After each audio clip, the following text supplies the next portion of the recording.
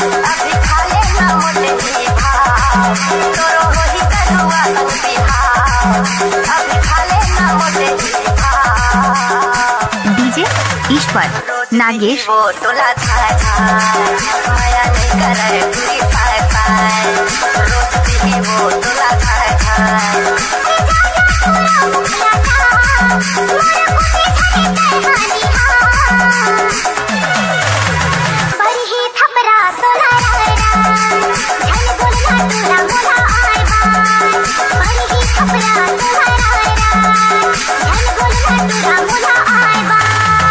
DJ Nagesh remix.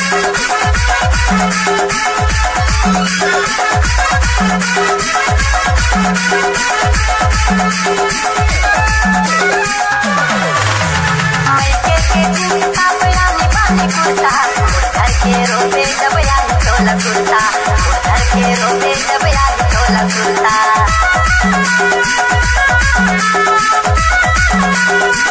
दूधी दिन में beauty parlour जाए, ऐना देख देख चेहरा चमकाए, ऐना देख देख चेहरा चमकाए। तोरो होई करुआ संग बिहाव, अभी खा लेना मोटे ही भाव, तोरो होई करुआ संग बिहाव, अभी खा लेना मोटे ही भाव।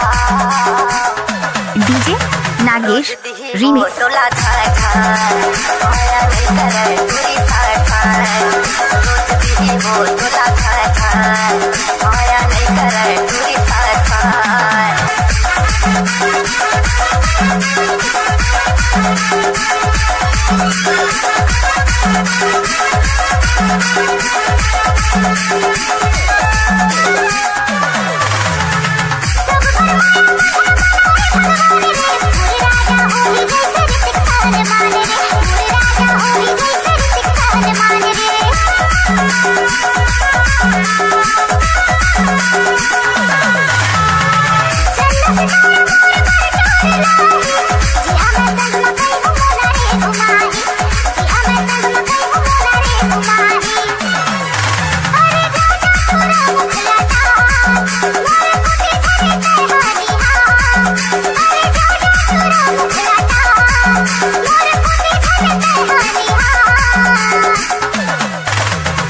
डीजे ईश्वर नागेश।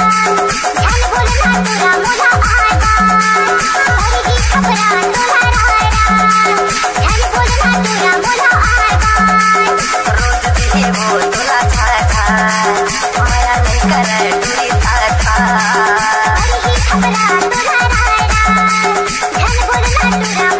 डीजे ईश्वर नागेश बासिन पाठ।